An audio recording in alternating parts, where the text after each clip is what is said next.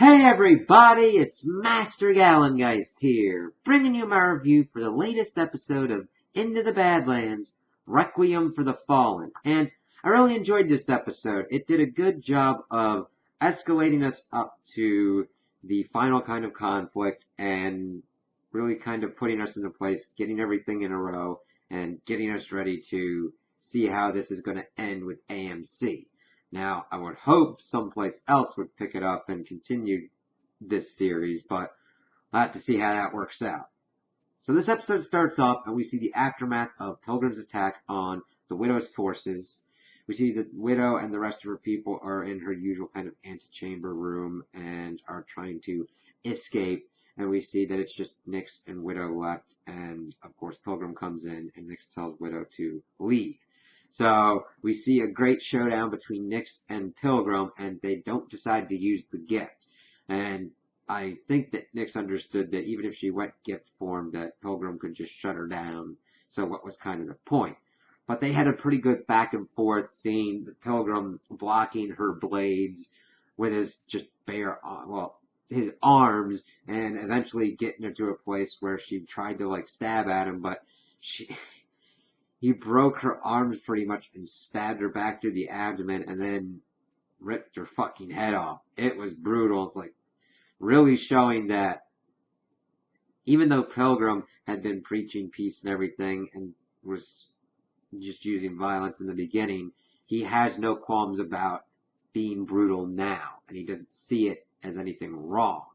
And he just throws her head on the ground and then walks on over it, and just I almost half expected him to just crush her head in with his boot, because it would just cement that he thinks of himself as a god and that nothing can touch him, and that's going to be a rude awakening for him. So we then get that everybody has gotten out of the place, and Widow has met up with Gaius. They haven't seen Moon and Lydia, but they eventually get to the refugee camp, and we see that Moon had went back and gotten Lydia's body, and they have a funeral for her, and of course, Moon's not happy about this. He is really kind of pissed off because it was Widow's choice to go after Pilgrim. However, this would have been an end result anyway. Granted, it could have been changed up or whatnot, but Pilgrim was going to be coming no matter what. So you'd either go and try and fight for your freedom, or recognize that if Pilgrim is allowed to do what he needs to do, he will subjugate the Badlands, and you would have been in a bad position anyway. So it's I understand it's still fresh for Moon. It makes sense that he would be this angry and take this kind of path and try and take his anger out on Widow. You're you gotta think more about how this is playing out, Moon. So all of our forces are kind of getting into position. We see that Widow confirms that she is pregnant, and it was really kind of weird, the test that they did, because they drew a lot of blood for that test. I'm like, what the hell? But of course the midwife remarks that that's kind of crazy that you haven't shown any morning sickness yet. And then of course this sends Widow into a tailspin, trying to figure out her arc throughout the whole episode. We see that Sunny and Baji have somehow made their way to Widow's former fortress and seen it's in disarray. I'm like, wow, they were kind of on a coast somewhere far away from the Badlands. They got here really quick. I don't mind it, because of course we need to get them to where they need to be.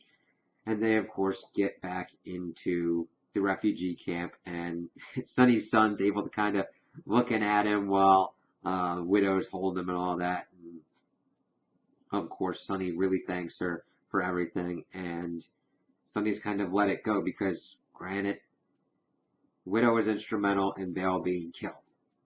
But she kept her word and has kept his son safe. So, okay, we need to make sure that this world is worth it. And she, of course, lays the truth that she's pregnant and all that, and is kind of scared of trying to go and be a warrior at the moment. That's the kind of conflict that she has throughout this episode, if she wants to be a mother or a warrior. And we see throughout the episode, we see the Gaius comes in, she tells him about that. She's wondering if she even wants to go through with the pregnancy. Of course, Gaius is like, hey, I'll protect you and everything. And she's like, what if I don't want that? What if I don't want this kid? And she's being like, why would I want to bring a child in this world? And it's kind of fucked up. We got superpower beings, we got crazy barons, we got everything going completely come out of this world, and Guy's just like, how am I involved in this? And of course it's her body, and she's like, no, it's my decision, as she kind of walks off. We also see that Odessa pops back up, and I kind of forgot what had happened to her. I know that she had went off, but I almost forgot because I'm like, is she dead? But she pops up, and she's with another girl, and she's like, yeah, you were right till the war came first anyway. But Til's like, hey, don't come with us. Don't try and help us. It's all right. You chose happiness. I don't want you to get hurt, and leaves to do her own kind of thing. We also see that Moon comes to Widow, and of course lays down the Regent badge and says, after Pilgrim and Cressida are dead, he's done.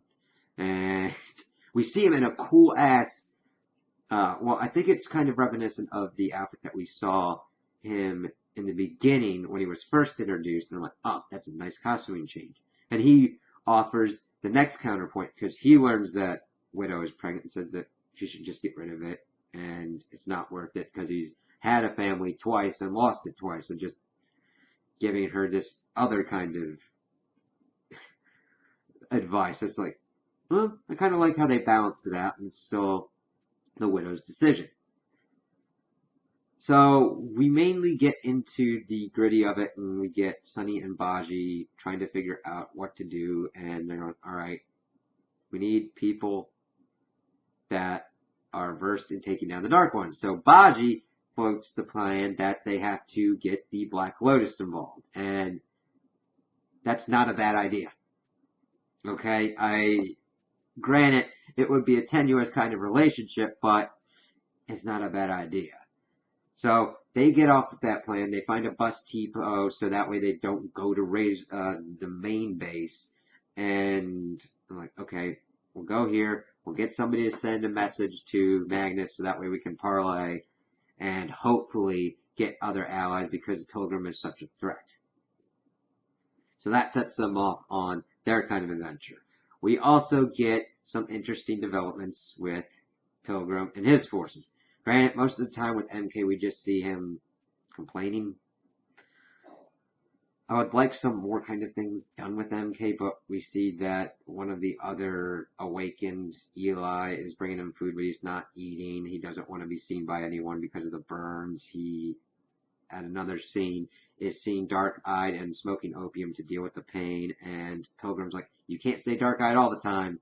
And MK actually has a valid reason for trying to stay as dark-eyed as long as possible, saying he was trying to heal himself like the Master. Okay. And then since he couldn't do that, it lessens the pain and all that. And Pilgrim, of course, is trying to give him a pep talk, and it's kind of getting in, but kind of not. We then see that he says to Eli that Pilgrim's the only one that's ever told him the truth, which isn't completely the case, and that life is like struggle and sacrifice, and that they have to build this Azra like this, and there's no better way, and just goes off. It's like, alright, so that's kind of all we got from MK. I wish there was a little bit more, or a little bit more movement to get him more to a space where we can understand where he's going to be at in the final episode of battle. Another big thing we got was that Kanan shows up and tries to ascertain what's going on with Pilgrim, calling him, of course, by his name, and, of course, dropping the information that the elders of Azra were going to implement a genocidal plan to destroy anybody that didn't have the gift. Pilgrim, of course, is like, yeah, that's fine, that's cool, I'll fulfill the elders' plan. It's like, oh, shit. Because it gets into, like, you actually have two choices in that part. You either give everybody the gift, or you kill the people that don't have the gift. power differentials and everything. You either get to a position where you have more people that are gifted than aren't gifted, or you've got more people that aren't gifted than there are gifted, because you run into certain X-Men scenarios, if you will, where you're so small that you're a marginalized, screwed over group, or you're so big that you start oppressing people because you were marginalized and screwed over because of your differences. It's like, okay, that's an interesting little mix.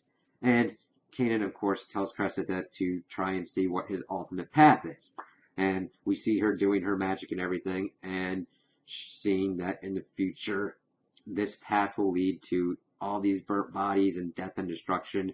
And Pilgrim, black-eyed, saying that this is a new Azure before snapping her neck. And she's like, I have made a horrendous mistake.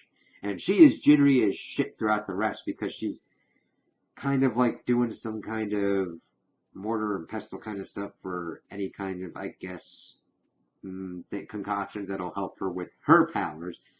Whereas Pilgrim is pretty much trying to ascertain that, yeah, you're the only one I trust. First it was Sansa, then it was Kanan, and she's really freaked out, because this is after we see that Cressida had helped this one dude who was messing around with the Meridian Chamber to get it back in operational. And, of course, Kanan was shown this chamber by Pilgrim, and they have a pretty sweet-ass fight scene before Pilgrim decides to remove her gift and send her as a warning to Sansa. Of course, Cressida had asked him at this point, when he came to ascertain her trust levels, what had happened to her, because she wanted to speak with her, but he said that he left her powerless, and as a warning to Sansa. And she, I think, is trying to ascertain the exact level of, is this motherfucker going to snap my neck right now kind of shit or not? And it's a pretty good test. It's like, oh god. So she's kind of at a bad spot, and we've got Pilgrim moving at the end of the episode and using the Meridian Chamber to impart the gift onto more followers. Now, when I see him doing this, I'm wondering how this Meridian Chamber works, because Kanan called it more of a laboratory and people messing around with things that they don't understand and trying to play God. Get that. But when I saw Pilgrim kind of taking her gift and everything, I'm thinking, okay, is this gift kind of essentially, could you have more power and then you're diffusing the power to these people? Are you waking something? I just see that kind of stuff. I'm like, oh, I kind of want a little bit more of that. And wanting to see if that's why Pilgrim is kind of more powerful, because during his fight with Kanan, he was using telepathy to take and destroy one of her weapons. That was a pretty cool scene. I really liked seeing a different side of the gift used like that, and seeing how much of a threat Pilgrim is now. So we kind of start getting into the end portion of it. We see that Baji and his group have gone to the bus station. They get one of the Black Lotus under control, and they send him off. He goes to Magnus, and Magnus comes with his forces. And we see that this also starts to link up with Kanan, because she went to the refugee camp. Widow told her what was going on, and she, of course, later joins them at the bus depot. And we see that Magnus is like, okay, I could do that. I could join forces with you guys to take out Pilgrim's forces. That's a nice compromise. Funny thing is, I don't do that shit, and I'm just going to kill you guys.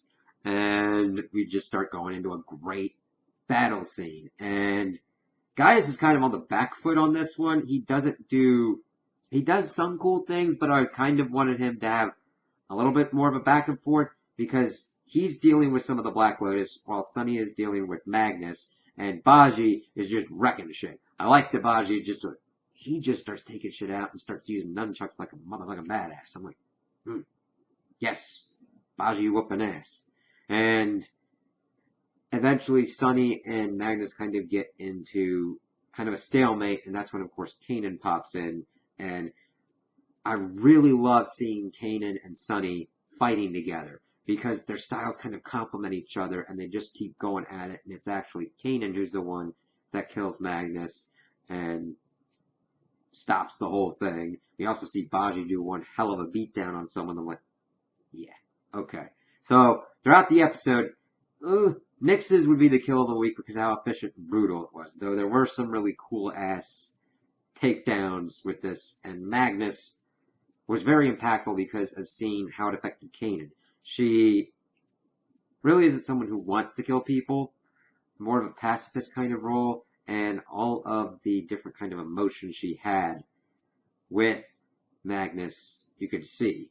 And of course, they go around and they see more of the Black Lotus's forces, but Kanan, of course, says that the commander's dead and that they need to pull together to take out Pilgrim.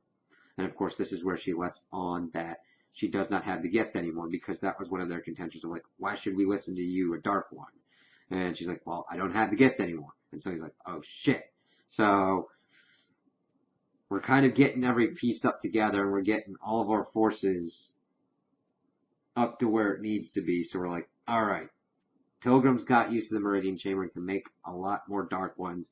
We've got the forces that have been made to combat the Dark Ones, Black Lotus, on their side, and now it's just to see where it's going to go and how this is going to fall out. Because I mainly see that there's going to be some talking in this next episode, but it should be the overall climactic battle of just all hell breaking loose.